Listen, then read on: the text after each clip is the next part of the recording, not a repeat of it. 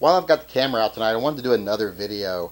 People keep sending me email after email after email asking me why am I not addressing the CCW holder that was at the Clackamas mall shooting that somehow that possibly saved so many lives.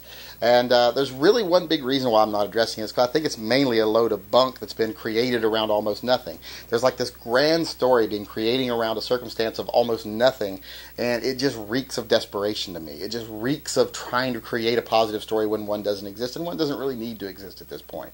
And why do I have a problem with it? Because after I listen to the story, I don't see how it's that really impactful, and I don't even see how a lot of the stuff that's being created around it is true. Now, I'm not going after the person who gave the story and who accounted that he was the person there. And I'm not saying that he should have acted, because, like I've said even in my own original video on the story, I said if I was not in the immediate vicinity and I wasn't right in front of the guy, I probably would not have acted either. I would have saved my family first and then worried about that. And if I was even more than 30 seconds away, I would have not engaged him because I know police would have been there. So I'm not attacking the person who says he was there and says he did what he did. I'm attacking the people that are creating these grand stories around it.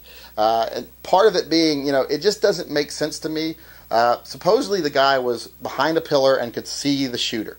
Now, apparently, the story where it gets weird to me is, okay, was he close enough that when he said the guy was, fiddling with his gun, pulling the charging handle, slapping the side, and he kept repeatedly doing that. I'm like, well, if you were close enough that he could see you and you could see him clearly what he was doing, why didn't you rush him during that time?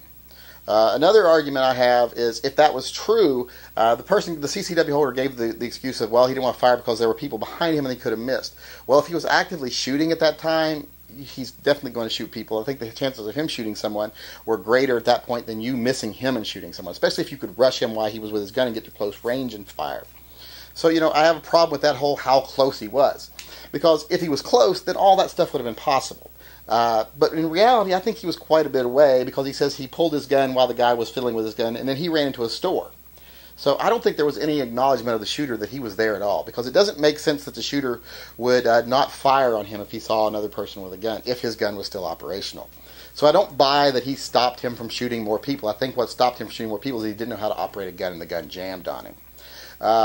Because, like I say, if the guy was far enough away that he couldn't act on the shooter, that's fine. Because, like I said, I didn't expect him to. But I don't think he was close enough that the shooter would ever even notice him or make any difference. And a lot of people have even turned the story to say, well, it looked like the shooter saw someone there had a gun and decided to turn the gun on himself. Well, that doesn't make any sense at all, because the shootings happened right outside of Macy's at the food court. He didn't shoot himself till he was clear down at the other end, down on the first floor. This was up on the second floor in the middle of the mall. This is a 1 million square foot mall, and it's a long hike to the JCPenney's.